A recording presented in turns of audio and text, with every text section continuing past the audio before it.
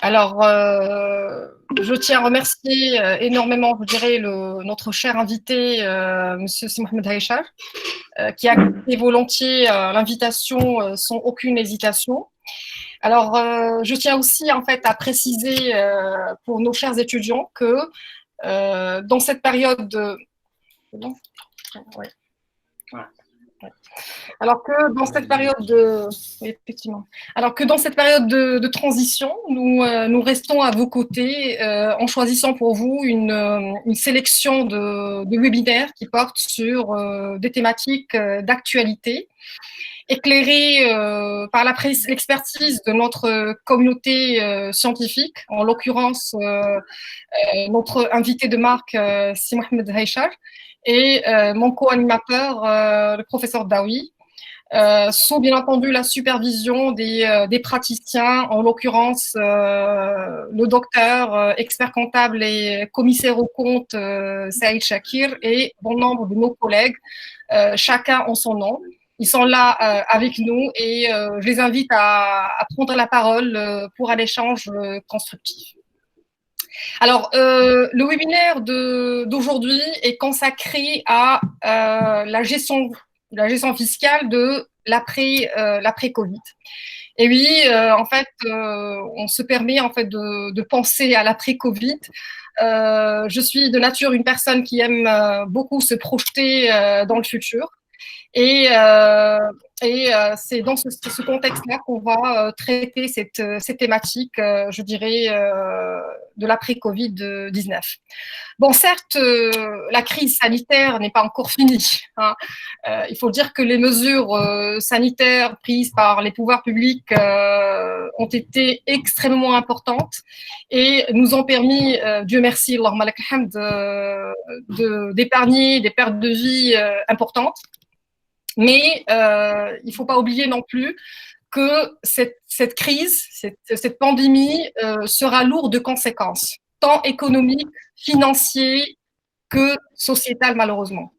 Devant l'incompréhension, la contestation embryonnaire qui fleurit aujourd'hui et plus précisément le jugement très sévère qu'on porte sur les mesures de confinement. Alors, une sous-évaluation des effets externes et la méconnaissance de la dimension comportementale du problème, de la prévention santé, sont au cœur de cette contestation naissante. Alors, compte tenu des enjeux sans précédent de cette crise sanitaire, il nous a semblé utile d'apporter un peu de cohérence économique et de réalisme statistique à ce débat naissant, pour justement éviter de semer le doute sur des mesures de prévention sanitaire qui, selon nous, s'imposent dans le contexte du Covid-19 et plus précisément les mesures fiscales. Ou d'ailleurs, Monsieur Si Mohamed Haïchar en est spécialiste.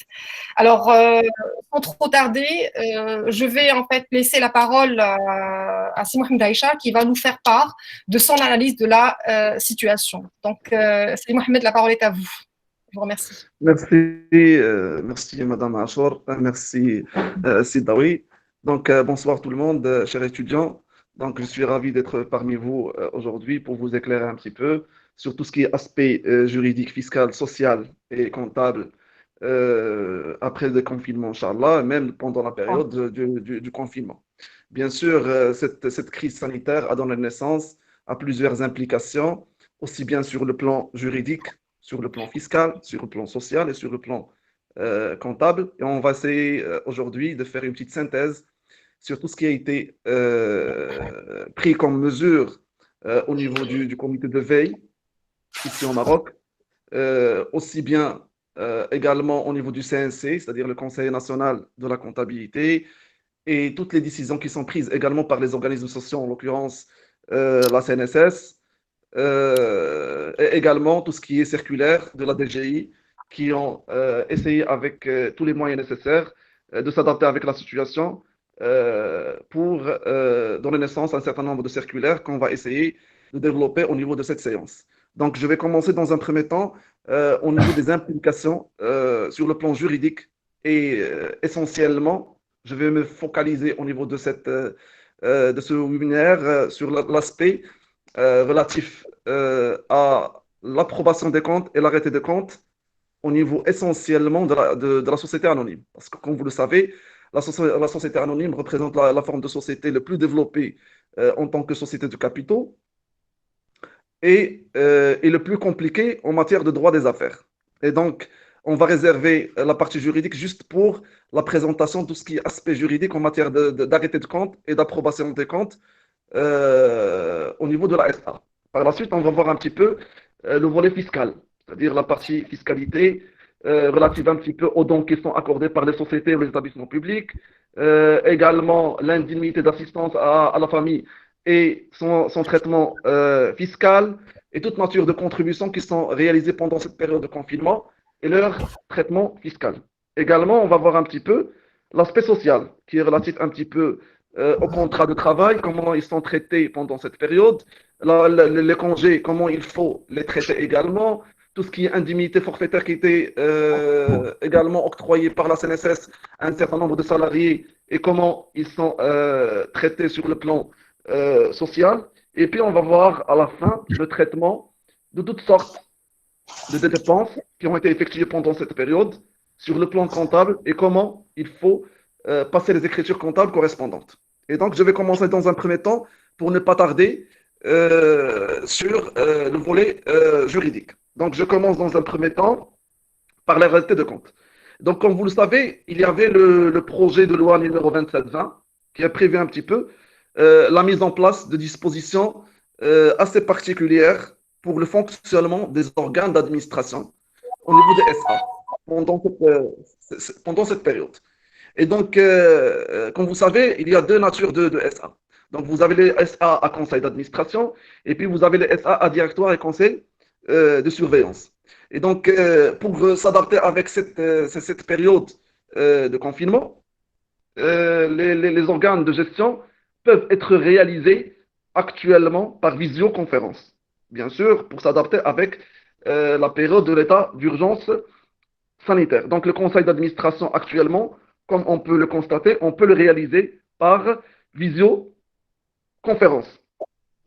Bien sûr, ce qui exclut le recours à ces moyens de visioconférence à partir du 16e jour suivant la levée de l'état d'urgence sanitaire. Avant, on peut le faire. Mais à partir du 16e jour, on n'a plus le droit de faire des conseils d'administration par visioconférence.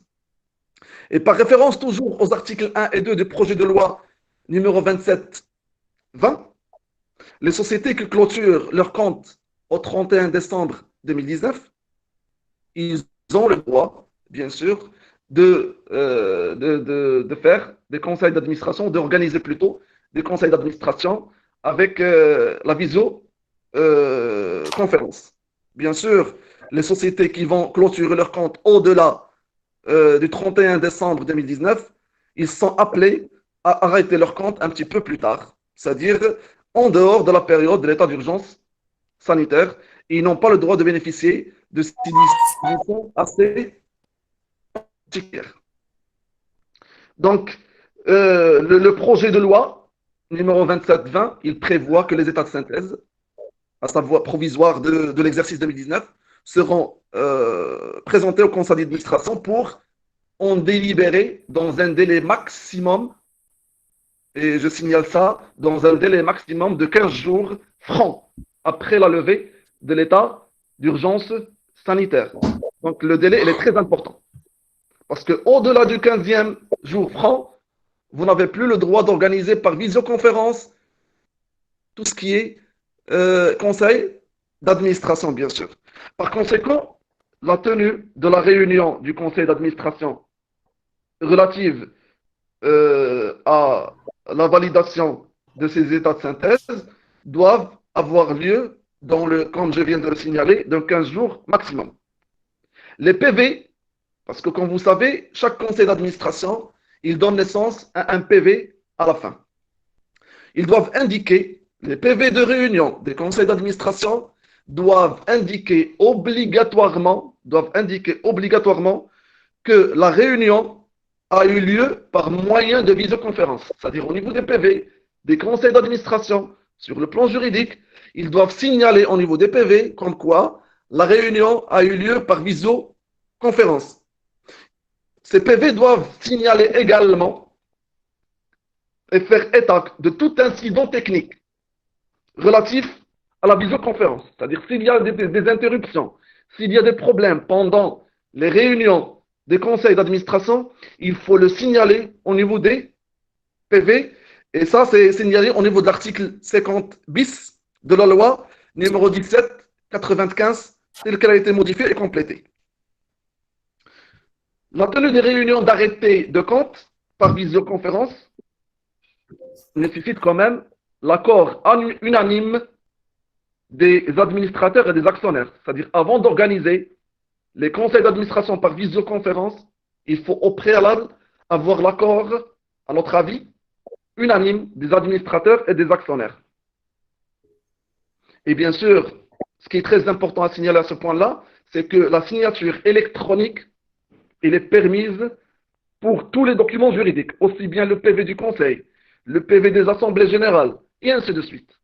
C'est-à-dire on peut autoriser actuellement la signature électronique.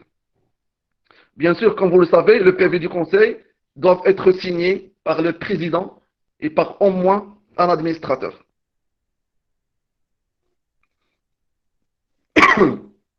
Bien sûr, l'article 131 bis de la loi 1795 qui organise la gestion de la SA précise que les statuts peuvent prévoir que tout actionnaire peut voter par correspondance au moyen d'un formulaire.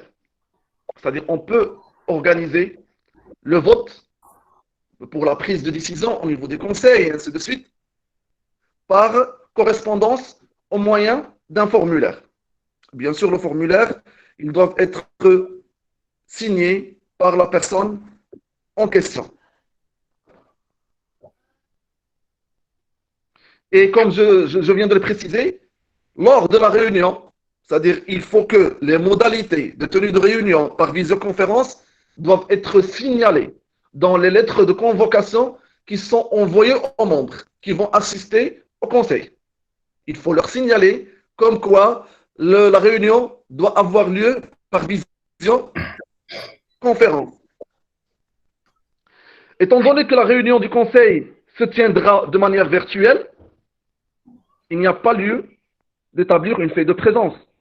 Mais quand même, le président doit veiller à ce que la réunion soit organisée et que les conditions de quorum soient validées.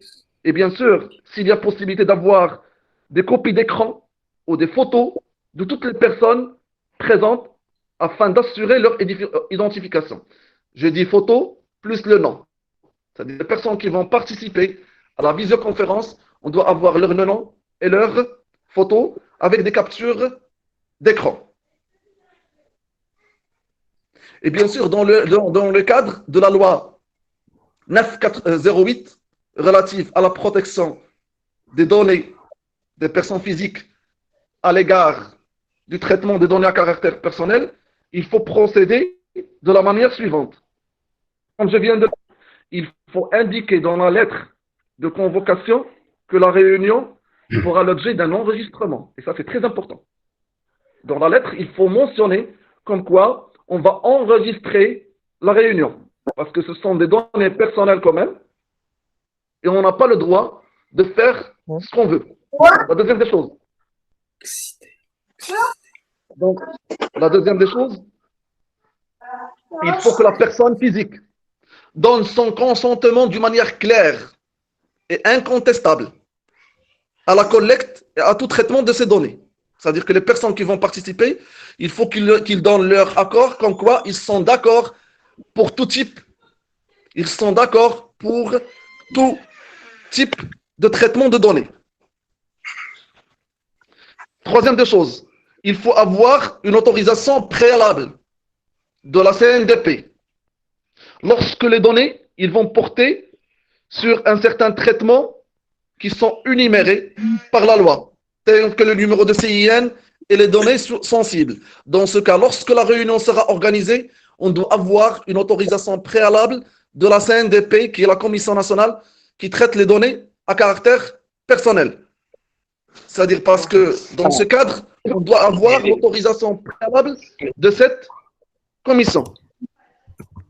Soit une déclaration préalable de la CNDP dans les autres cas. C'est-à-dire les cas où on n'aura pas besoin de données personnelles, comme le numéro d'ACIN et ainsi de suite. Dans ce cas, on peut faire juste une déclaration préalable. Mais lorsqu'il y aura des données sensibles de la part des personnes qui vont participer aux réunions, on est dans l'obligation de demander une autorisation préalable de la CNDP. Donc, en cas de réunion d'assemblée par visioconférence, la documentation qui est exigée par l'article 131, premièrement, il faut toujours l'ordre du jour. Deuxièmement, les projets de résolution. Troisièmement, les états de synthèse. Quatrièmement, le rapport de gestion. Cinquièmement, la liste des administrateurs. Sixièmement, le rapport du commissaire aux comptes, et ainsi de suite. Tout ça doit être transmis aux actionnaires avec la lettre de convocation par mail, puisqu'on va procéder par visioconférence. Donc, automatiquement, toute cette documentation doit être envoyée par mail aux actionnaires.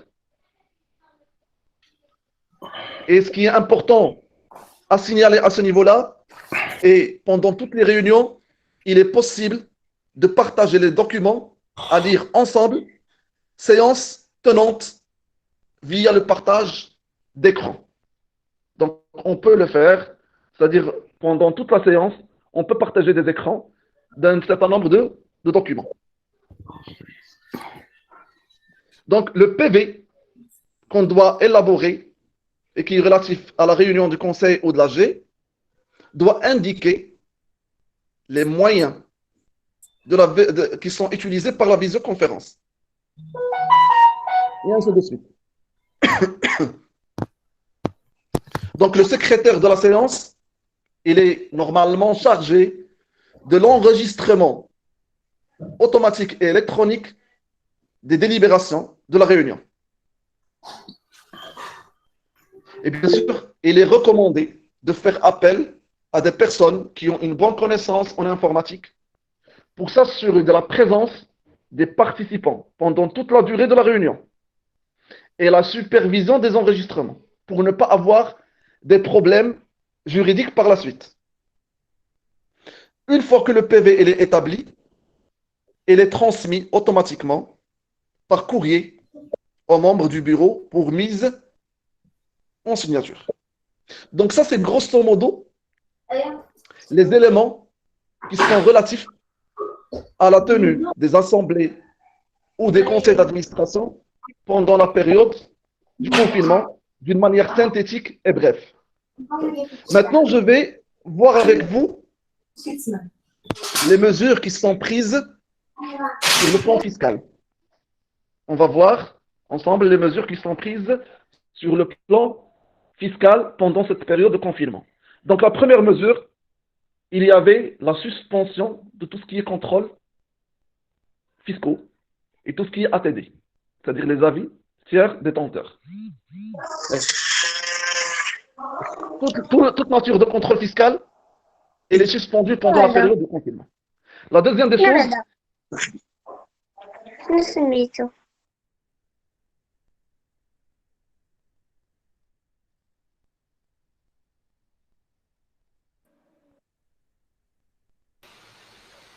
Monsieur Hichar, عاود activer le micro ديالك, s'il vous plaît.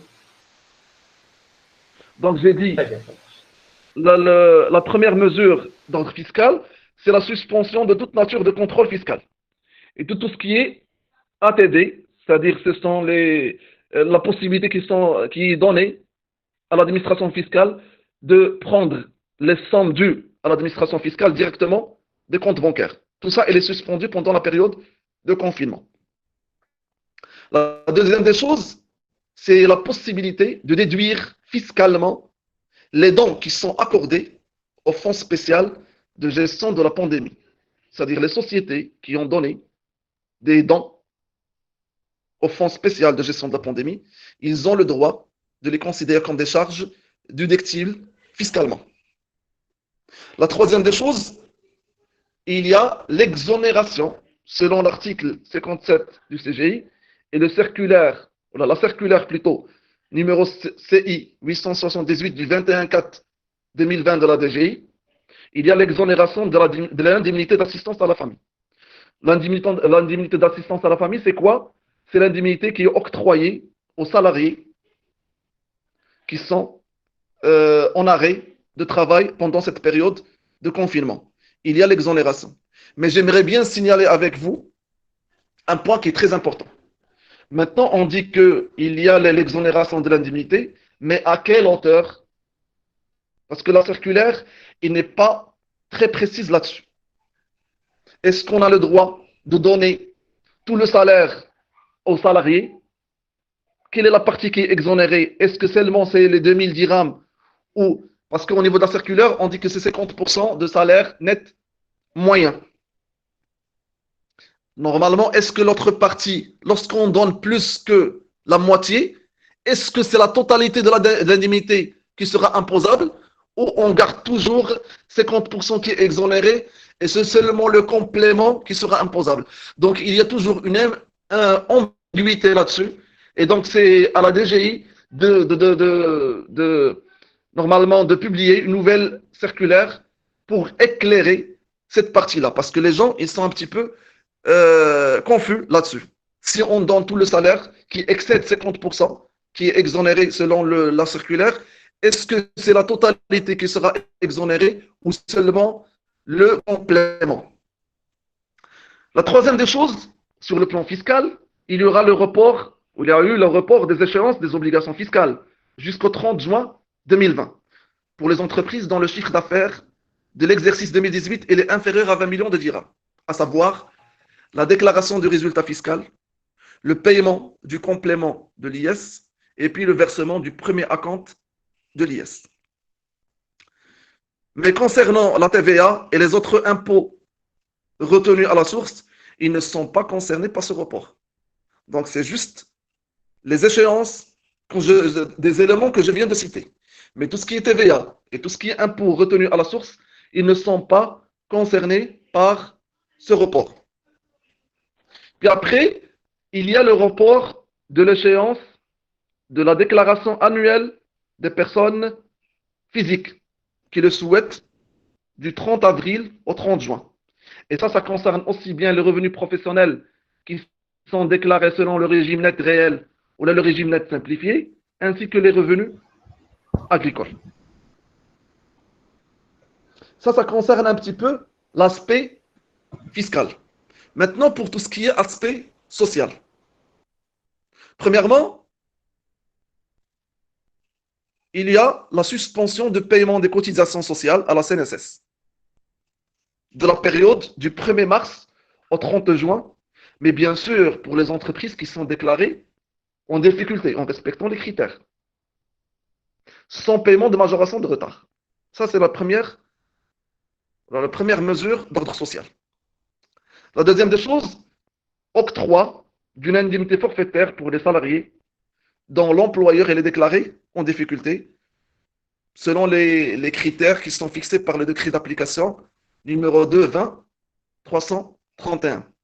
Et bien sûr, en fonction du nombre de jours que vous avez travaillé pendant le mois. L'indemnité est fixée à 2000 dirhams mensuels, mais si jamais on a payé le salarié sur 15 jours, on peut lui donner juste 1000 dirhams pour les 15 jours restantes, et ainsi de suite. La troisième mesure d'ordre social, c'est que le contrat de travail, il est considéré comme temporairement suspendu pendant la période de la quarantaine pour les personnes qui sont touchées par le coronavirus. Et ça, c'est l'article 32 du Code de travail qui considère ce virus comme une maladie grave et bien sûr qui entraîne une suspension provisoire et temporaire du contrat de travail. Pour les personnes, on peut autoriser le travail à temps partiel pendant cette période de confinement. Donc la réduction de travail peut être préconisée par les employeurs à condition de respecter l'article 185 du Code de travail. C'est-à-dire qu'il faut consulter les délégués de salariés, il ne faut pas dépasser 60 jours par an et ainsi de suite. Donc, on peut autoriser le travail, ou le travail à temps partiel. Le troisième élément, c'est le travail à distance. Il y a le décret numéro 271-12.2 du 10 juillet 2012 qui favorise un petit peu le travail à domicile, à condition de respecter les conditions d'hygiène et d'avoir une assurance contre les accidents de travail pour ces personnes-là qui font le travail à distance. Concernant le congé, l'article 245 du Code du travail, il permet à l'employeur de fixer les dates de départ en congé payé, et ce après consultation des délégués du personnel. Le salarié peut également bénéficier d'un congé sans solde s'il le souhaite, par un simple accord avec l'employeur. Donc c'est ça, grosso modo, les éléments d'ordre social et qui ont été mis en place pendant la période de confinement. Maintenant, on va voir le traitement comptable, ou le volet comptable d'un certain nombre de mesures qui sont prises pendant cette période. Donc, je vais commencer par les contributions au fonds spécial. Donc, les contributions de société au fonds spécial de gestion de la pandémie peuvent être rattachées à un seul exercice comptable. Comme on peut, et ça c'est une option qui a été ouverte pendant cette période, on pourra les transférer à la rubrique immobilisation en non-valeur. Et on peut les amortir pendant une période maximale de 5 ans. À cet effet, on peut débiter le compte 2128, c'est-à-dire autre charge à répartir sur plusieurs exercices, par le crédit du compte 7597, c'est le transfert de charge non courante. Donc c'est une option qui a été ouverte pendant la période du confinement. Maintenant, pour les dépenses induites par la sous-activité, parce que comme vous le savez, une grande majorité des entreprises marocaines, ils ont souffert pendant cette période, ce qui a entraîné une sous-activité. Donc, les causes, ou plutôt les dépenses causées par la sous-activité, ce sont des charges de structure supportées par l'entreprise pendant cette période, à savoir les charges locatives, les redevances de crédit bail, et ainsi de suite. Donc, la quote-part de ces charges liées à la sous-activité par rapport à la capacité normale peuvent faire l'objet ou peuvent être inscrites à la rubrique immobilisation en non-valeur. Et on va procéder de la même manière. On peut débiter le compte 2128 par le crédit du compte transfert de charge. Ça dépend de la nature des charges. On peut trouver soit transfert de charge d'exploitation, soit transfert de charge financière, soit transfert de charge non courante en fonction de la nature de la charge. Puis le troisième élément, c'est la prise en compte des effets de la pandémie. Parce que, comme vous savez, la pandémie, il a donné naissance à plusieurs risques. Et donc, il faut à cet effet mentionner, dans le cas échéant, des informations à l'éthique au titre des événements postérieurs au 31/12/2019. Il faut, en deuxième lieu, apprécier la continuité d'exploitation des entités qui vont clôturer avant et après le 20 mars 2020. Et ça, c'est très important. Et puis, en dernier lieu, il faut évaluer les risques qui sont rattachés à l'exercice 2020. Et donc, ça, c'est d'une manière brève et synthétique l'ensemble des mesures qui ont été prises pendant la période du confinement sur différents aspects, aussi bien comptables, fiscal, social et comptable. Donc, ma présentation arrive à son terme. Donc, je reste à votre disposition pour tout complément d'information ou pour discuter un certain nombre de questions. Merci beaucoup, M. Hachar. Merci beaucoup pour cette présentation très claire et très succincte en fait, des principales mesures qui ont été prises. Alors, je passe la parole au professeur Daoui. Professeur Daoui. Oui. Mohamed. Merci. Moi, je commence mon intervention par une interrogation. Puisqu'on parle de la gestion fiscale, comment détoxifier la fiscalité selon le principe de la souveraineté fiscale? Comment la rendre utile et positive? Comment maintenir orienter les flux d'investissement sans pression fiscale? Alors, ceci étant, ce sont des interrogations légitimes. Donc, il existe vraiment un réel risque que le système fiscal aujourd'hui, marocain et public, soit surchargé. Elle a cédé beaucoup de choses, donc elle est surchargée, et que le système productif, il est paralysé, avec des conséquences majeures en termes de chômage, d'augmentation de chômage, en termes de baisse des revenus des ménages. C'est pour ça que la CNSS a donné une indemnité de 1000 dirhams pour les gens qui ont arrêté leur activité. Et donc, finalement, c'est un appauvrissement des ménages. Donc, nous avons deux dimensions. Il y a le court terme et le moyen et long terme. Alors, à court terme, qu'est-ce qu'on constate? À court terme, ces mesures-là ne représentent qu'un assouplissement fiscaux. Ils doivent être examinés avec beaucoup de prudence, parce qu'on ne peut pas les évaluer efficacement aujourd'hui. Il ne s'agit pas d'une réduction ou d'une annulation de la dette fiscale. Il s'agit simplement d'un report. La dette, elle est toujours maintenue, mais un report. Mais avec la paralysie du système productif aujourd'hui, ce qui va entraîner automatiquement une baisse du chiffre d'affaires. Et par conséquent, il y aura une baisse très significative des recettes fiscales. Donc ça, c'est le court terme. Ce qui va nous renvoyer vers le moyen et long terme. Donc, il est essentiel d'évaluer aujourd'hui l'impact. L'État va injecter. Il va injecter massivement des liquidités. Quel sera l'impact de cette injection massive des liquidités et de l'augmentation de la dette publique? Et l'État, sans ressources fiscales, il est obligé de s'endetter. Il y aura une augmentation de la dette publique. Donc, ce sont les conséquences de cette gestion fiscale du Covid aujourd'hui. Donc, qu'est-ce qu'il y aura? Il y aura quand même un impact sur les retraites, sur la répartition intergénérationnelle, puisque la dette, elle est répartie sur le futur, sur la répartition des richesses entre les personnes actives, les personnes inactives, les retraités, et sur le développement durable de la société et bien sûr de l'économie. Alors, est-ce qu'il existe aujourd'hui un degré optimal de pression fiscale? Selon les secteurs, bien sûr. Nous avons des secteurs plus touchés et d'autres moins touchés. Pour récolter les fruits en termes de prospérité partagée. Donc aujourd'hui, les assouplissements des mesures fiscales, c'est pour assurer une continuité et une prospérité des secteurs. Mais est-ce qu'elle est partagée? Donc certains secteurs vont bénéficier plus que d'autres secteurs. Tout en protégeant le tissu productif. Qu'est-ce qu'on veut? On veut assurer et protéger un tissu productif local, afin qu'il puisse faire face à de nouveaux types de contraintes. Ce n'est pas la fin aujourd'hui des crises. Il y aura d'autres crises.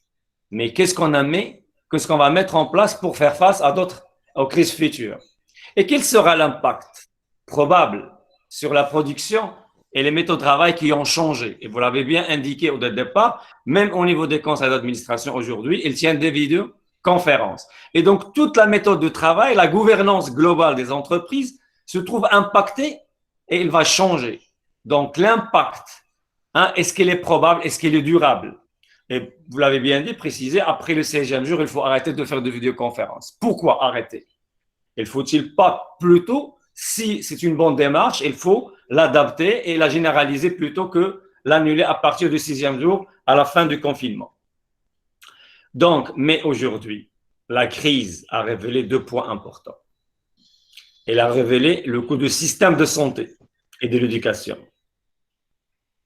On voit que le système de santé n'est pas bien préparé pour faire face à ces crises. Et notre système d'éducation, qui n'est pas encore bien préparé à mettre en évidence le rôle important de la recherche. Ce qui émerge aujourd'hui de cette gestion fiscale de la crise, c'est comment financer la recherche. Si on prive l'État des recettes fiscales, et aujourd'hui on a mis en évidence le rôle important de la recherche, et donc comment on va assurer cet équilibre? Ça permet de libérer des ressources supplémentaires pour la recherche scientifique, académique, qui est bien sûr aujourd'hui la bienvenue. Mais la manière dont ces ressources doivent être utilisées, c'est l'urgence aujourd'hui. Le financement d'un système de santé et de recherche à long terme est un sujet aujourd'hui très brûlant, très important et qui doit être débattu avec des priorités très importantes en élargissant les objectifs. Donc, je pose des questions qui sont d'autant plus importantes que l'émergence de nouveaux virus agressifs, c'est un virus très agressif aujourd'hui, le Covid-19, et qui peut être la nouvelle norme à laquelle la société marocaine sera confrontée. La société marocaine sera confrontée à cette norme. Quel éclairage apporte l'économie et la science aujourd'hui sur les organisations de la santé, sur l'organisation de l'enseignement? Comment gérer les crises? Quelle utilisation peut être faite des données pour améliorer la protection? C'est ce qu'on fait, une protection sociale, une protection du tissu productif. Comment prendre en compte ces nouvelles menaces dans l'analyse des risques pour bien sûr assurer quand même une protection du système productif, du système financier essentiellement et de l'économie dans son ensemble. Alors finalement, comment accompagner l'émergence d'une fiscalité plus juste et plus adaptée à ces nouveaux enjeux? Au niveau de l'entreprise, comment intégrer ces nouveaux risques dans la gestion globale de la fiscalité? En conclusion, ce que je peux dire et conclure que le Covid aujourd'hui, il a un effet dévastateur sur la société et l'économie. La pandémie aura des conséquences économiques majeures auxquelles les pouvoirs publics aujourd'hui et la société civile aussi, c'est très important, doivent faire face afin de limiter son impact fiscal, social, financier et économique. Donc, est-ce qu'on va détoxifier la fiscalité ou là la laisser très mal vue par l'ensemble des acteurs de l'économie? Et merci pour votre attention. Merci beaucoup, professeur Daoui. Alors, Sirachel, vous avez d'autres éléments à rajouter ou je passe directement aux questions parce qu'on a eu quand même droit à pas mal de questions. Donc vous pouvez, si, on passe directement aux questions. D'accord, merci. Alors, il y a une question, je dirais plus ou moins technique, posée par Abdelkrim, qui se dit comment faire pour calculer le salaire net moyen pour un salarié bénéficiant des indemnités non imposables et des primes imposables. D'accord. Donc, pour les salariés, normalement, selon la circulaire, normalement, on prend le salaire net les deux premiers mois, c'est-à-dire le mois de janvier et le mois de février. D'accord. Et donc, bien sûr, y compris les primes qui sont accordées d'une manière permanente, c'est-à-dire tout ce qui est primes exceptionnelles, tout ce qui est, c'est-à-dire les primes qui ne sont pas octroyées d'une manière répétitive, ils sont à exclure au niveau du calcul. Et puis, on fait la somme et puis on divise sur le nombre de mois pour trouver le salaire net, moyen. Et donc, qui sera la base, bien sûr, du calcul du reste. D'accord, merci. Alors, il y a une autre question intéressante, hein, à mon humble avis, qui pourrait intéresser beaucoup de personnes. Alors, pour les salariés ayant bénéficié d'un congé forcé à cause de la pandémie, est-ce que ce dernier sera déduit du reliquat du congé ou non? Les personnes qui ont d'un congé forcé, c'est-à-dire en fait on les a obligés de prendre un congé pendant cette période. Il sera déduit. Oui, effectivement. Normalement, dernier sera du reliquat de congé ou pas? Selon le code de travail, normalement, il n'y a pas de congé forcé. Donc, selon l'article du Code du travail, c'est-à-dire l'article 145 qui gère un petit peu le congé au niveau des sociétés marocaines, il n'y a pas de congé forcé. Donc, il y a un congé qui est donné avec un commun accord entre le salarié et l'employeur. Bien sûr, pendant cette période, À moins qu'il y ait une activité, enfin, que les congés soient consignés dans le règlement intérieur pour des raisons liées à l'activité de l'employeur. C'est-à-dire que c'est lui qui estime que voilà la période pendant laquelle les salariés ils ont besoin de, enfin, ils doivent obligatoirement prendre leur congé parce que c'est des périodes de pic pour lui. Hein. Il n'y a pas d'activité où l'activité est à son bas, donc il oblige forcément, je dirais, les employés à les prendre. Donc ça doit être consigné à l'avance dans le règlement intérieur. Mais bien sûr, quand même, l'employeur, il est censé, parce que selon l'article 245 du Code du travail, l'employeur, il doit fixer les dates de départ en congé, mais après consultation des délégués du personnel. Et pendant cette période, même pendant la période de confinement, on a, selon le ministère de l'Emploi qui organise normalement tout ce qui est relations sociales entre l'employé et l'employeur, il faut consulter quand même les délégués de personnel. Parce que même si on veut pousser les gens à prendre des congés pendant cette période de sous-activité, il fallait quand même la consultation des délégués. Parce qu'on dit consultation. Selon les termes, ils sont très, très importants. On ne dit pas approbation. Ah ouais. On doit consulter les délégués de personnel et non pas avoir leur accord. Parce que les salariés, ils jugent qu'en quoi c'est un congé qui est forcé. Alors que ce n'est pas le cas. On a l'obligation légale, selon l'article, de consulter les délégués et non pas avoir leur approbation. Et donc, si l'employeur juge comme quoi il est en sous-activité, il a le droit de donner des congés pendant cette période et de le déduire des congés restants dus pour le salarié. Pour le salarié, oui, merci. Voilà, c'est ça. Bon, une autre question, c'est une question comptable concernant, je dirais, les amortissements. Est-ce que c'est possible de ne pas constater les amortissements des IMO pendant la période relative à l'état d'urgence sanitaire? Est-ce qu'il n'est pas? Est-ce que vous pouvez répéter, s'il vous plaît? Est-ce que c'est possible de ne pas constater les amortissements? C'est-à-dire que pendant la période d'urgence sanitaire, état de force majeure, est-ce que c'est possible de ne pas constater les amortissements des immobilisations pendant cette période-là? Est-ce que la personne parle juste des contributions au fonds spécial ou il parle des amortissements d'IMO d'une manière générale? Non, je pense que c'est général, hein, je pense. Hein. Si général, normalement, ce n'est pas le cas parce que les amortissements, ils doivent être constatés selon la réglementation comptable et selon ce qui est prévu par le CGNC marocain. Parce que ce qui est un petit peu exceptionnel et dérogatoire pendant cette période, c'est tout ce qui est relatif au traitement comptable des contributions au fonds spécial de la gestion de la pandémie. Dans ce cas, on a le droit de transférer cette charge-là en IMO, en non-valeur, et l'amortir pour une durée maximale de 5 ans. C'est-à-dire je peux pratiquer un amortissement de 2 ans, 3 ans, 4 ans, et le maximum, c'est 5 ans. Mais pour les autres amortissements, il n'y a pas de traitement exceptionnel sauf j'ai un point à soulever à ce niveau-là. Et j'ai déjà parlé de ça. C'est lorsqu'il s'agit de dépenses induites par la sous-activité. Et donc, les dépenses qui sont induites par la sous-activité, ce sont les charges de structure qui concernent le loyer, mais qui concernent également les amortissements. La courte part de ces charges-là, liées à la sous-activité par rapport à la capacité normale, peuvent être inscrites comme IMO en non-valeur. C'est-à-dire, je peux immobiliser les amortissements et pratiquer l'amortissement pendant les années à venir. D'accord. Donc, ça veut dire que toutes les charges de structure qui sont supportées par l'entreprise pendant cette période de crise. Et lorsque je parle de charges de structure, je parle de charges locatives, je parle de redevances de crédit bail, je parle de charges d'intérêt, je parle de dotation aux amortissements.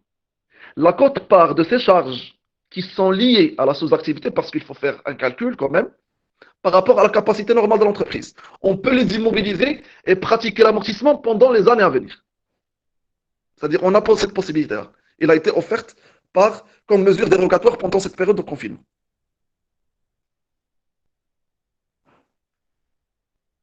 Merci beaucoup. Donc, une autre question concernant, je dirais, la géo.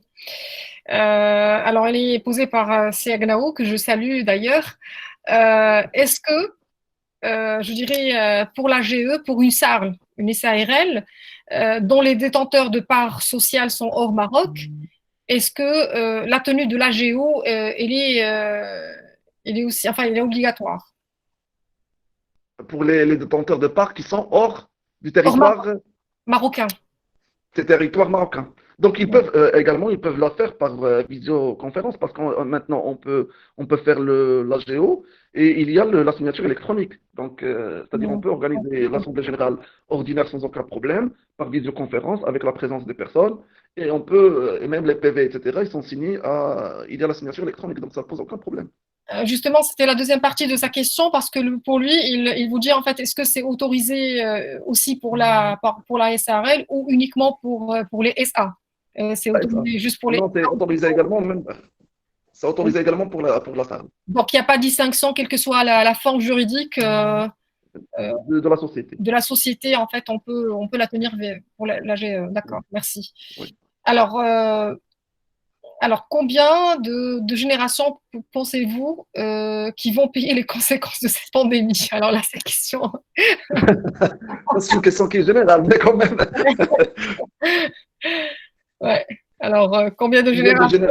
Parce que jusqu'à maintenant, aucune étude qui a évalué un petit peu, parce que pour déterminer les générations qui vont supporter un petit peu le coût de la pandémie, elle nécessite quand même l'évaluation du coût de la crise sanitaire, parce que jusqu'à présent, la crise, elle est en cours et n'est pas encore arrêtée pour pouvoir évaluer les conséquences financières de cette pandémie. Et donc, lorsque la pandémie va arriver à son terme, dans ce cas, on pourra évaluer le coût et on peut estimer combien le nombre de générations qui vont supporter le coût de cette crise. Parce que jusqu'à présent, on n'a pas de visibilité, on n'a pas sur l'avenir. Ça, c'est un avis qui est personnel. Quelle que soit l'hypothèse retenue, au minimum, c'est 2 générations. Voilà des gens pessimistes. Hein. Bon, bref. Alors, justement, il y a une autre question posée par Abdelrahim. Est-ce que les mesures fiscales peuvent aider à amorcer la crise actuelle, hein? Est-ce que, c'est-à-dire, c'est suffisant, c'est largement suffisant, je dirais, pour amorcer la crise actuelle des entreprises marocaines? Les mesures fiscales dont vous venez de parler à l'instant même, CHR. Normalement, l'État il a essayé un petit peu d'apaiser les conséquences et d'atténuer un petit peu les conséquences de la crise. Mais certainement, les mesures fiscales ils sont insuffisantes pour pouvoir anéantir un petit peu les conséquences financières de la crise sur les entreprises marocaines. Sûrement, ils vont souffrir pendant pratiquement, ça diffère d'un secteur à un autre. Mais quand même, les effets de la pandémie, ils vont durer minimum 2 ans, c'est-à-dire voire même plus pour un certain nombre de secteurs. Donc, les mesures fiscales, ce sont des mesures d'accompagnement, mais ce ne sont pas des mesures suffisantes pour pouvoir anéantir et apaiser les effets dévastateurs normalement de la crise. C'est vrai, elle est tellement lourde que de conséquences qu'il est un peu difficile de les prendre. Alors, bon, il y a Si Mohamed Ariane qui souhaiterait avoir votre avis sur le débat actuel sur la nécessité de la mise en œuvre d'une fiscalité patrimoniale, nécessairement l'impôt sur la fortune et de succession. Alors, quelles sont ces difficultés? D'accord, donc l'impôt sur la fortune, il y a un petit peu pour des pays développés, pour les personnes qui. C'est une sorte normalement de partage social entre les riches et les pauvres, normalement, pour limiter un petit peu les distorsions d'ordre social.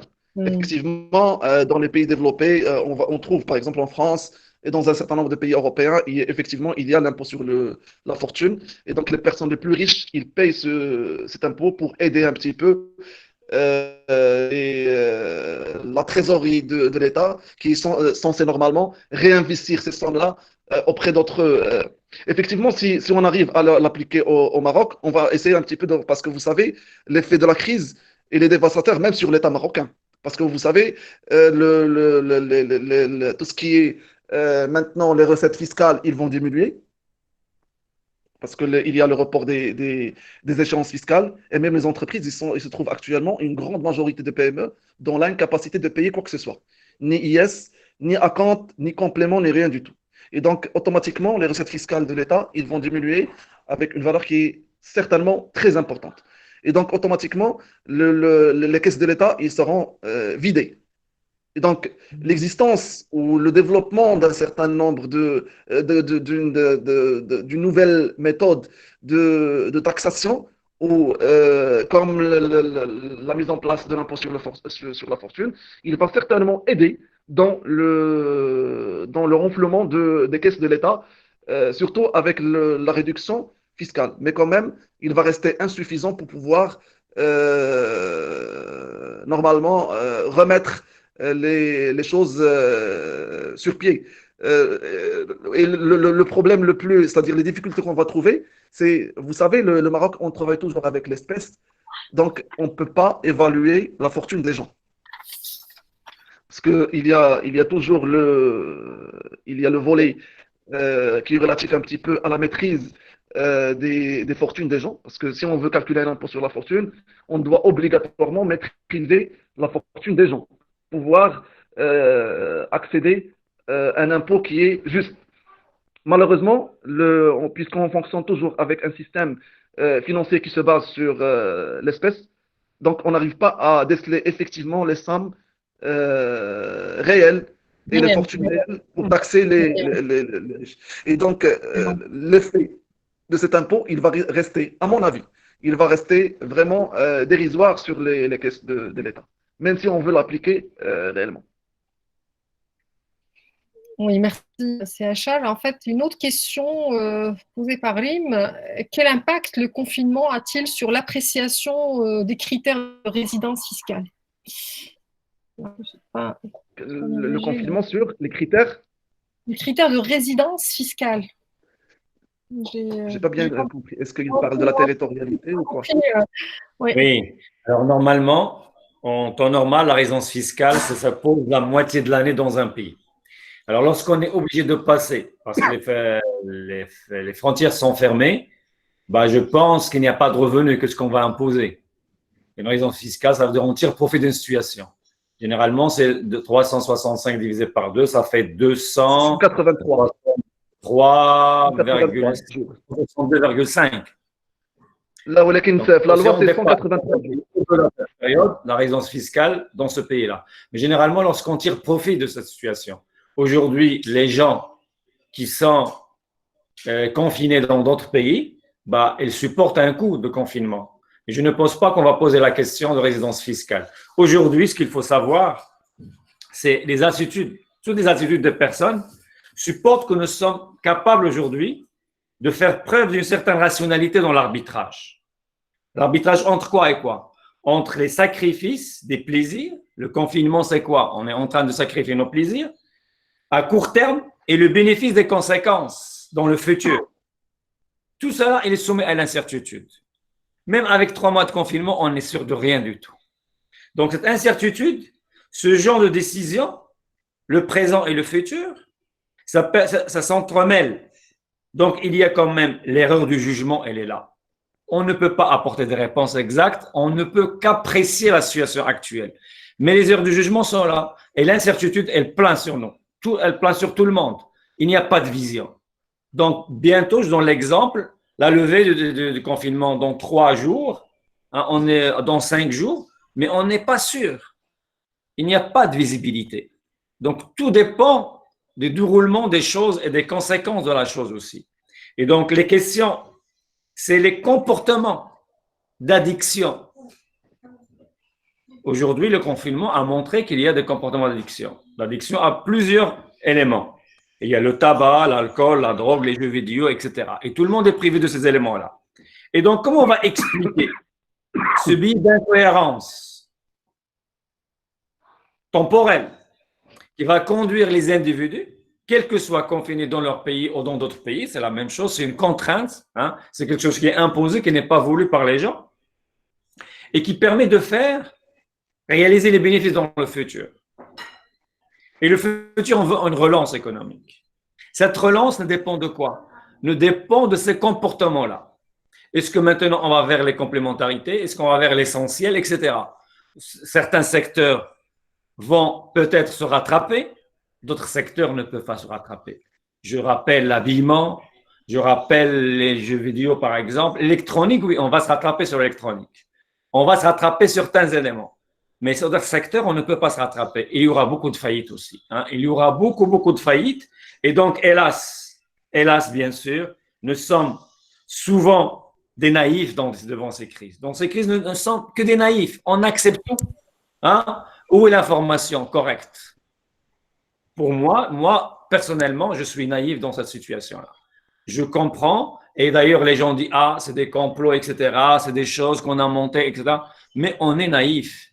On ne prend que ce qu'on veut. Alors maintenant, au niveau de styliser l'information, de l'analyser correctement, mais il faut aller faire un niveau plus sophistiqué que cela. Un niveau plus sophistiqué, en conscience de notre bien naturel, et qui permet de nous engager de manière irréversible pour astreindre un effort. Nous sommes amenés à faire des efforts considérables aujourd'hui. Pourquoi? Pour arriver à notre bien-être futur. Sur notre bien-être futur, elle dépend de sa gestion fiscale. Elle dépend de sa dette fiscale qui augmente et bien sûr, qui permet d'hypothéquer l'avenir intergénérationnel. Voilà. Merci. Oui, merci, professeur Daoui, pour ces éclaircissements. Alors, je donnerai peut-être la parole à Omar qui souhaiterait poser une question. C'est Kharbouch? C'est Omar. Vous êtes là, non? Alors, c'est Omar, il m'a laissé une question. Est-ce que l'employeur peut augmenter la durée de travail pour les entreprises dans l'intérêt pour la nation est jugé important? Est-ce que l'employeur peut augmenter la durée de travail pour les entreprises dans l'intérêt pour la nation est jugé important? Oui. L'urgence. L'urgence, effectivement. Il peut l'augmenter, mais le code de travail, il a limité le nombre d'heures par jour, c'est-à-dire le maximum qu'il peut travailler par jour. Si normalement, c'est 10 heures par jour. Par jour, 8 heures, exceptionnellement, on parlait jusqu'à 11 heures. À 10 heures. Non, jusqu'à 10 heures, oui. Exceptionnellement 11 heures. Alors, il y a une question, je dirais aussi importante, mais je vais la laisser à la fin. Alors, quel impact le confinement a-t-il sur l'appréciation des critères de résidence fiscale? Ça, je pense qu'on l'a déjà posé. Oui. Alors, la loi de finances 2020 contient une série d'amnisties fiscales et de charges dont l'objectif est de rétablir la confiance et de redémarrer la machine économique. Alors, pensez-vous que ces amnisties auront un quelconque effet compte tenu de la conjoncture? C'est-à-dire, est-ce que c'est positif, en fait, en fait prise par l'administration fiscale? Alors, pour répondre à cette question, il faut revenir d'abord à l'élaboration de la loi de finances. Normalement, les discussions, ce projet d'amnistie est préparé il y a 1 an avant. Donc, on ne s'attendait pas à cette crise. Donc, l'amnistie n'est pas corrélée positivement avec la crise. Alors, le coronavirus est apparu vers le mois de novembre. En Chine, décembre, la loi était déjà votée, etc. L'amnistie, c'était pour encourager, d'accord, pour essayer de, apporter quand même une certaine paix sociale au niveau de la société, comme quoi, pour ne pas créer cette injustice vis-à-vis de notre comportement, tous ces comportements. Alors, la loi de finances, elle est influencée par les actions et des normes sociales. Cette pression fiscale fait qu'à un moment donné, le gouvernement, lorsqu'il impose une décision fiscale, il y a 3 dimensions. La dimension sociale, la dimension économique et la dimension financière. L'État renonce à un aspect financier pour relancer la machine économique et pour accepter une certaine paix sociale. Donc, ce comportement est souvent dicté par la volonté de ne pas se démarquer du groupe. L'État, c'est un groupe. Il raisonne de la même manière. Et donc, qu'est-ce qu'elle cherche? Elle cherche des comportements efficients. Elle croit que l'amnistie va apporter un plus. Mais aujourd'hui, on est en train de parler d'une nouvelle loi de finances qui va être rectifiée, une loi de finances qui va être rectifiée et qu'on va en prendre en considération cet ensemble d'éléments qui est nouveau par rapport à nous pour faire face à un ensemble de dépenses de fonctionnement et d'investissement. Peut-être on va réaffecter certaines dépenses des secteurs les moins touchés vers les secteurs plus touchés, on va annuler certains investissements, etc. On est en train de discuter cette loi de finances rectificative et on verra les conséquences. Donc, tout cela, c'est d'une manière préventive. On est en train de mettre, donc, qu'est-ce qu'il faut faire? Est-ce qu'il faut être Réactif ou proactif? Est-ce qu'on est réactif ou proactif? Lorsqu'on a mis l'amnistie, c'est l'État, il était proactif. Au lieu de laisser fuir les capitaux, il dit ah, je préfère amnistie et apporter une relance des flux d'investissement. Les flux d'investissement permettent de créer de la richesse et c'est ce qu'on veut. On veut de la richesse, on veut une prospérité, on veut un bien-être collectif. Cette manière de voir, elle touche le secteur privé comme elle touche aussi le secteur public. Il y a certaines entreprises publiques qui nous payent aussi des impôts. Mais aujourd'hui, ce qu'on doit mettre au centre, c'est ni l'État, ni le secteur privé, c'est la société civile. C'est la société civile aujourd'hui. On doit l'interpeller pour aider et accompagner l'État parce que l'État, il va s'ouvrir aujourd'hui. Il n'a pas les moyens, il n'a pas les ressources nécessaires pour apporter des mesures efficaces, des comportements et des mesures urgentes. Merci. Merci, Sedawi, pour ces précisions. Alors, justement, il y a une autre question par rapport aux conséquences des nouvelles mesures fiscales adoptées dans la réforme de la loi de finances 2020 sur le résultat fiscal de cet exercice. Donc, comme je l'ai déjà signalé, ouais. Effectivement, il y a juste un report. Maintenant, le problème qu'on va vivre après le déconfinement, c'est que une grande majorité d'entreprises marocaines ils vont déclarer la faillite. Et donc, il n'y aura plus de résultat fiscal, carrément. Donc, il n'y aura plus d'impôts à payer à l'État. C'est-à-dire, même si l'État il a essayé à travers des mesures d'accompagnement de reporter un certain nombre d'échéances fiscales pour les entreprises, bien sûr, surtout pour ce type de mesure, elle a été réservée pour les petites entreprises dont le chiffre d'affaires est inférieur à 20 millions de dirhams, c'est-à-dire pour aider ces PME dans leur relance après la période de déconfinement. Mais je pense, à mon avis, il y aura beaucoup de faillites parce que la plupart des entreprises marocaines, ce sont des PME qui ne sont pas structurées, ils ne sont pas aptes à faire face à ce type de situation. Et donc, les mesures qui sont prises par l'État seront, à mon avis, sans effet. Parce que dire que on va reporter le résultat fiscal, mais de quel résultat fiscal on parle? Sachant qu'une grande majorité, ils ont subi un arrêt total de leur activité et la reprise, elle est très délicate. Surtout que pour les entreprises qui exportent même à l'étranger, etc., même les marchés étrangers sont quasiment saturés, donc le pouvoir d'achat des consommateurs, aussi bien à l'intérieur du Maroc qu'à l'extérieur du Maroc, il est quasiment, il a connu une baisse, une chute libre.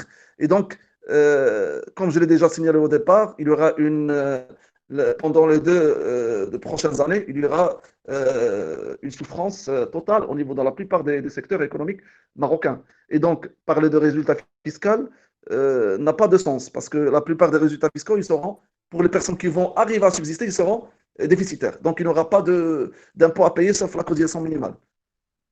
Et même la cotisation minimale, peut-être on va voir peut-être il y aura une négociation avec la DGI, parce que les entreprises n'ont pas la capacité de payer même leurs salariés. Comment ils vont payer les impôts à l'État? Donc, oui, c'est tout ce que j'ai à dire. C'est très délicat. Justement, il y a mon cher Ibrahim Sahraoui, que je salue aussi d'ici, qui souhaiterait savoir quelles sont les emprises, enfin plutôt quels sont les secteurs qui seraient le plus impactés. Et quelles sont vos recommandations afin d'éviter des défaillances en cascade des emprises les plus fragiles? Bon. C'est un peu délicat de répondre à cette question, mais bon, je vous laisse le soin de le faire, c'est Aïcha. Donc, pour les secteurs les plus touchés, vous savez que 90% des entreprises marocaines, ce sont des PME, c'est-à-dire c'est un tissu économique qui est un petit peu fragile déjà. Il est mal structuré, etc. Tout ce que vous voulez. Les 10%, malheureusement, les secteurs qui sont les plus touchés, vous aurez le secteur des textiles, il a été très touché. Parce que même les marchés étrangers qui absorbaient une grande partie de notre production, ces marchés-là ils sont quasiment inexistants pour l'instant. Même, sauf il y a les grandes entreprises qui ont essayé de s'adapter par la production de masques, etc. Mais les petites structures, ils ne sont pas arrivés à adapter leur mécanisme de production avec la nouvelle donne actuelle. Donc, il y aura le secteur des textiles et est touché. Le secteur du tourisme également.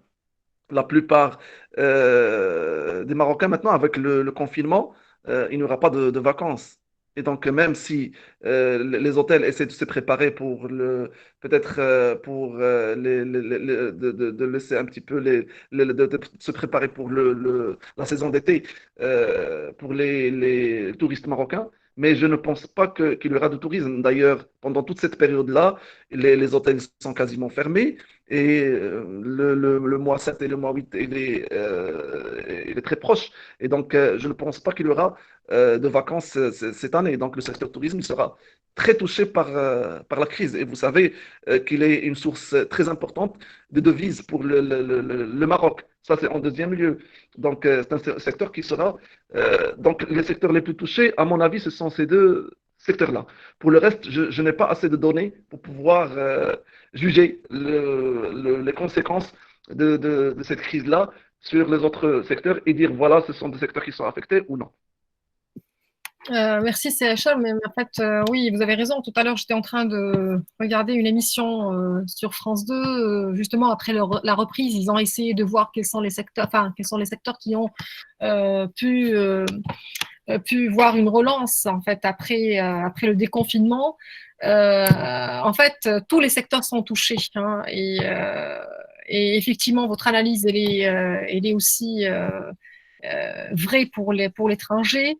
Le secteur automobile, ne parlons plus, hein, parce que ils n'ont pas arrêté la production pendant toute la période de confinement, et là, ils se sont retrouvés avec des stocks extrêmement importants qui ne peut plus écouler sur le marché, étant donné que les gens sont en perte d'emploi, les salaires sont gelés, les promotions aussi. Il y a eu beaucoup de conséquences sur l'emploi, et donc ça a contribué vers, je dirais, une stagnation, de la demande. Et donc, pratiquement tous les secteurs sont touchés. Et merci pour l'info. Merci de nous dire, en fait, on n'a pas de vacances pour cette année. Hein. Alors, il y a aussi, en fait, une question de Oumaima qui souhaiterait savoir, pour les entreprises qui souhaitent bénéficier d'un étalement ou d'un report de l'impôt, est-ce qu'ils doivent déposer uniquement leur déclaration d'impôt et attendre le OK de l'approbation de l'administration? Et en cas de rejet, est-ce qu'ils doivent payer quand même des pénalités? Normalement, ce n'est pas, c'est pas le cas parce que les entreprises qui doivent bénéficier de l'étalement, les critères ils sont déjà fixés par la circulaire de la DGI. Et donc, on n'a pas besoin c'est automatique. Donc, on n'a pas besoin de déposer une demande pour faire l'étalement ou pour bénéficier de l'étalement des échéances d'ordre fiscal. Donc, il n'y a pas de demande à formuler auprès de la DGI. Alors, est-ce que l'employeur a le droit de diminuer les salaires après reprise de travail en raison des pertes qu'il a subies pendant toute la période de gel? La diminution normalement, c'est pas possible. Parce que la diminution de salaire, le salaire, c'est un élément essentiel, c'est un élément important du contrat de travail. Donc, lorsqu'on touche le salaire, c'est comme si on touche le contrat de travail dans son ensemble. Et donc, automatiquement, si on veut faire une diminution, on doit revoir le contrat de travail parce qu'en fait, quand le contrat, c'est un acte de consentement entre l'employé et l'employeur. Et donc, si on veut revoir le salaire à la baisse, on doit revoir le contrat dans son ensemble, c'est-à-dire avec le consentement du salarié. Donc, l'employeur en tant que tel n'a pas le droit de toucher le salaire de la personne. Ce qu'on peut faire, déjà, j'ai parlé de ça, c'est pendant la période de confinement, on peut faire le travail à temps partiel. C'est-à-dire, on peut réduire le volume horaire des gens au niveau du travail, mais bien sûr, on ne peut pas dépasser des limites parce que les critères ils sont déjà fixés au niveau du corps de travail. Pour pouvoir réduire. C'est-à-dire, on réduit le volume horaire, mais on ne peut pas réduire le taux horaire. Oui, on ne peut pas aller, d'ailleurs, en matière de réduction, on ne peut pas aller au-delà de 2 mois, de l'équivalent de 2 mois de salaire. Voilà, c'est 60 jours. Voilà, c'est ça. Mais normal, donc on peut agir sur la période, c'est-à-dire de travail, mais non pas sur le salaire horaire. Donc, c'est un élément à ne pas toucher au niveau du corps de travail. C'est ça le. Non, et justement, parce que le fait de réduire la durée du travail, ça donne une certaine légitimité à l'employeur de réduire aussi Voilà, ça c'est le légal. salaire. Ouais, ouais, c'est légal, Mais le effectivement. salaire, c'est pas légal. Tout à fait, vous avez raison, oui, tout à fait. Alors, est-ce que l'indemnité d'assistance à la famille perçue totalement de son employeur est exonérée d'IR? Normalement, oui, il est exonéré de l'IR. Donc, l'indemnité d'assistance à la famille, elle est exonérée de l'IR. Et j'ai signalé, parce que normalement, l'exonération de l'IR, il est fixé par la circulaire. Il vous dit voilà combien on peut donner au salarié. C'est-à-dire, on peut lui donner 50% du salaire net moyen. Déjà, on a déjà parlé de cette question. Le problème, c'est quoi? La partie qui reste quand même ambiguë à ce niveau-là, c'est lorsque l'employeur veut donner plus que ça. Et donc, à ce niveau-là, on n'a pas de réponse jusqu'à présent de la part de la DGI. Pourquoi? Parce que, par exemple, supposons que 50% représentent 10 000 dirhams. Donc, ça veut dire que 10 000 dirhams, elle est exonérée. Supposons que moi, j'aimerais bien donner 20 000 dirhams à la personne. Est-ce que, lorsqu'on dépasse les 10 000 dirhams, lorsqu'on dépasse le plafond qui est fixé par la DGI, toute la somme devient imposable ou seulement le complément qui est imposable? Et donc, à ce niveau-là, on n'a pas de réponse. Normalement, on a formulé un certain nombre de demandes pour la DGI et on attend toujours la réponse de sa part pour éclaircir ce point-là. Parce que les gens, ils sont confus. Il y a des personnes qui disent, voilà, seulement les 10 000, c'est-à-dire le complément qui est imposable. Il y a d'autres personnes, ils disent, non, il faut que les 20 000, parce que, puisque là, la circulaire, il dit comme quoi, voilà le plafond. Donc, lorsque vous dépassez le plafond, c'est la totalité qui est imposable. Donc, à ce niveau-là, on n'a pas de réponse claire de la part de la DGI.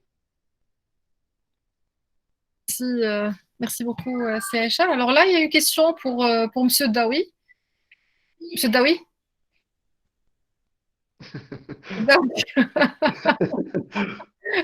Alors, M. Daoui. Oui. Alors, il y a une question pour vous.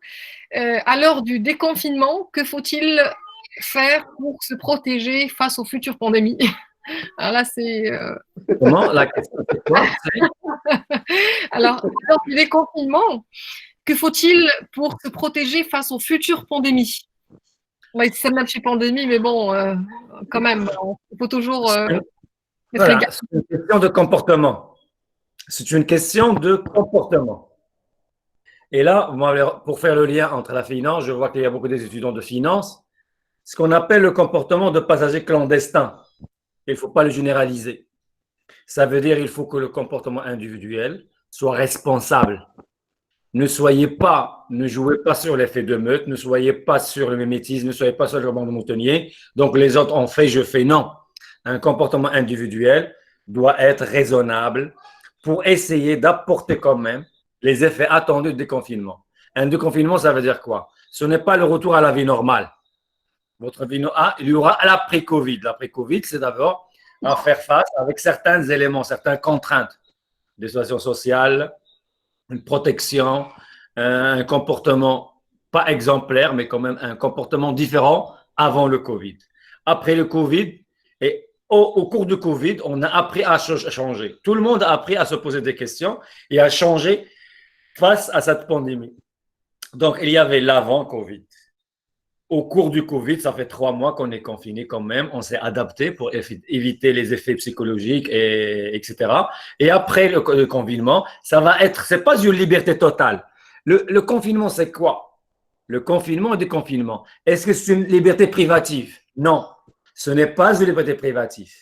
D'accord? C'est une attitude qu'il faut avoir, consiste à s'assurer, à éviter les risques. C'est-à-dire, vous confiez à des tiers qui ne présentent aucun risque pour vous. Ça veut dire une moindre aversion pour le risque. La mutualisation, c'est très important après le déconfinement. La mutualisation, le coût humain, il faut des sacrifices, il faut supporter ce qu'on appelle un coût humain. Et bien sûr, lorsqu'il y a un coût humain, il y a un coût financier aussi. Et les aléas, il y aura toujours des aléas. Il y aura toujours des aléas. Après, donc, on ne saura pas de quoi sera fait l'avenir et le futur. Donc, il y a des aléas. Ces aléas vont nous toucher. Et donc, comment avoir la garantie? Il nous faut une assistance quand même. Mais aujourd'hui, devant un système de santé qui est mal préparé, est-ce qu'il peut nous apporter l'assistance médicale nécessaire? Une indemnisation en moins coût partiel pour nous, nos proches, et en cas de réalisation de ce risque, bien sûr, c'est le retour de la deuxième vague de pandémie. Allah yahfad, Slama. Merci, merci. Alors, bon, il y a une autre question, enfin, il y a énormément de questions aussi intéressantes l'une que l'autre. Alors, il y a quelqu'un qui a posé une question extrêmement importante qui m'a fait sourire d'ailleurs. Il a dit en fait s'il n'y a pas d'entreprises qui vont payer, s'il n'y a pas de résultat fiscal, s'il n'y a pas d'impôt à payer à l'État, comment l'État va financer ses dépenses futures? Ben, merci, c'est Mohamed Abdelkhalq. D'accord. Donc, comme vous savez, il y a l'endettement. De toute manière, l'état actuel ou l'endettement marocain, il a atteint son sommet. Et la situation, vraiment, elle est alarmante. Et donc, l'État, lorsqu'il ne trouve pas de recettes fiscales, il n'a qu'à s'endetter, soit par une dette intérieure, soit une dette extérieure, bien sûr, auprès d'un certain nombre de pays ou d'organismes internationaux comme le Fonds monétaire international ou la Banque mondiale. Donc, c'est la seule solution qui existe pour pouvoir résister. Et comme vous savez, le Maroc, il a déjà vécu ce type de situation. Parce que dans les années 80, en 1981, c'est-à-dire avant la mise en place du PAS, c'est-à-dire le programme d'ajustement structurel, le Maroc, il a vécu ce type de situation. Et l'État, il était dans l'incapacité de subvenir à ses engagements. Et donc, il a fait appel à la Banque mondiale et au Fonds monétaire international pour pouvoir s'endetter. Et c'était d'ailleurs le point qui a permis de faire une réforme fiscale ici au Maroc. Donc, c'est la raison pour laquelle on voit les nouveaux impôts actuels.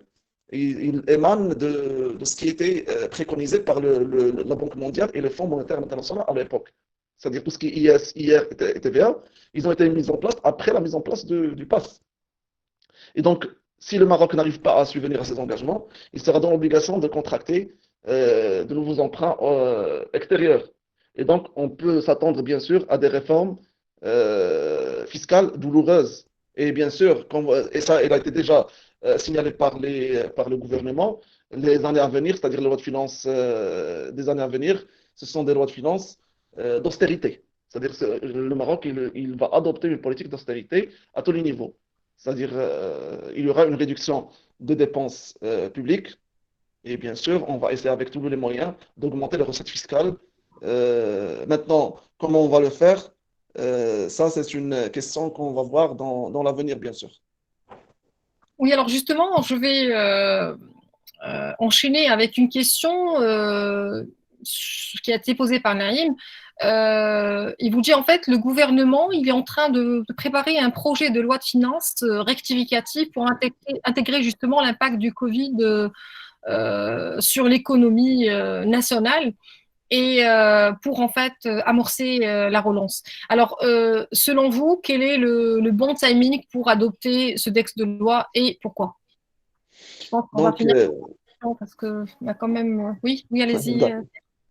Donc, effectivement, il y a le projet de loi de finances rectificative. Mais ce qu'il faut connaître, c'est que l'État, il a déjà commencé par un certain nombre de mesures. Donc, ils ont essayé de supprimer toutes les dépenses d'investissement pour le reste de l'année. Déjà, ce sont des mesures qui sont déjà prises.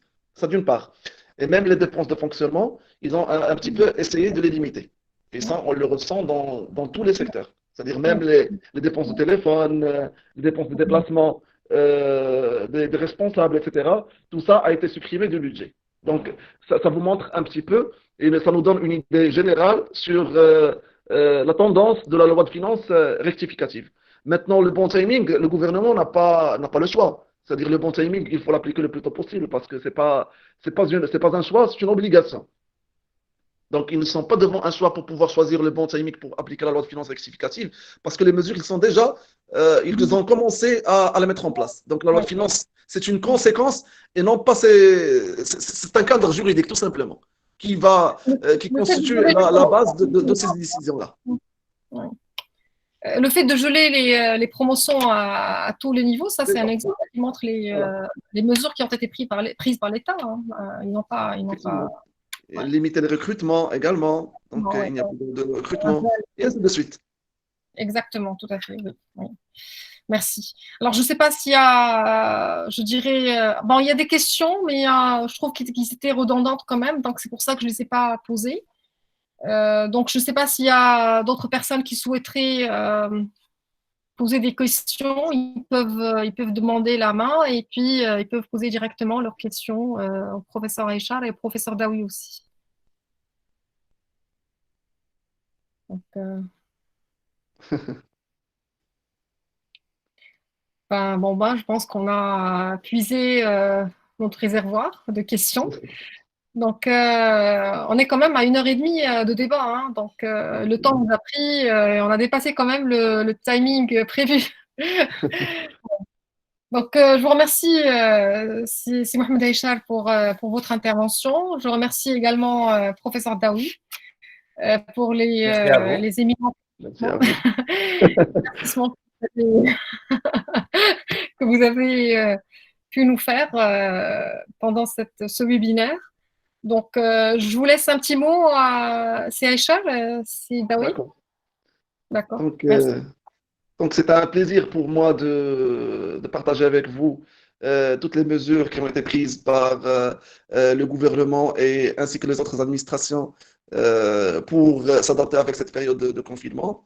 Je remercie infiniment toutes les personnes qui ont participé par l'émission de questions. Je remercie infiniment Madame Machor qui a organisé avec rigueur ce webinaire. Je remercie également M. Dawi qui a pu répondre à un certain nombre de questions avec rigueur également.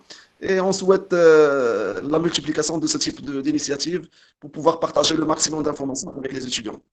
Je vous remercie infiniment. Inch'Allah. Moi, de mon côté, je souhaiterais remercier notre soldat de l'ombre, Ayoub El-Seli. Je souhaite également remercier professeur Souleymani qui nous a accompagnés. Il était là, en fait, il a également, enfin, il était là pendant tout le webinaire. Je tiens à le remercier. Je tiens à remercier aussi Ayoub pour l'effort fourni. Hein. La cheville ouvrière en fait de la faculté d'économie, donc je tiens à le remercier. Je remercie également mes chers collègues qui étaient présents, qui sont tous là d'ailleurs, pour nous soutenir. Je vous remercie encore une fois, Aïchar. Je sais que votre planning est hyper chargé. Et malgré ça, vous n'avez pas hésité en fait une seule seconde. Vous avez répondu présent à notre sollicitation dès la première fois. Je vous remercie pour ce sens de partage et pour ce grand cœur et aussi en fait surtout pour les éclaircissements que vous nous avez apportés durant tout ce webinaire. Donc, je remercie également mon cher Daoui pour les éclaircissements, pour les interventions très claires qu'il nous a faites. Donc, merci à vous et je donne rendez-vous à mes chers étudiants pour de futurs webinaires, Inch'Allah. Donc, le second, il aura lieu d'ailleurs demain, Inch'Allah, et sur une autre thématique qui pourrait en fait certainement les intéresser. Donc, merci à tout le monde, merci pour votre présence, merci pour votre soutien, merci à tout le monde. Au revoir. Au revoir.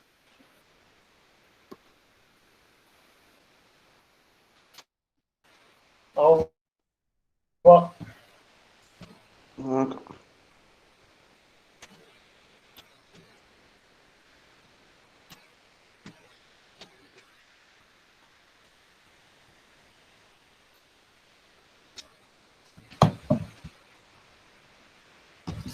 Circulaire qu'on va essayer de développer au niveau de cette séance. Donc, je vais commencer dans un premier temps au niveau des implications sur le plan juridique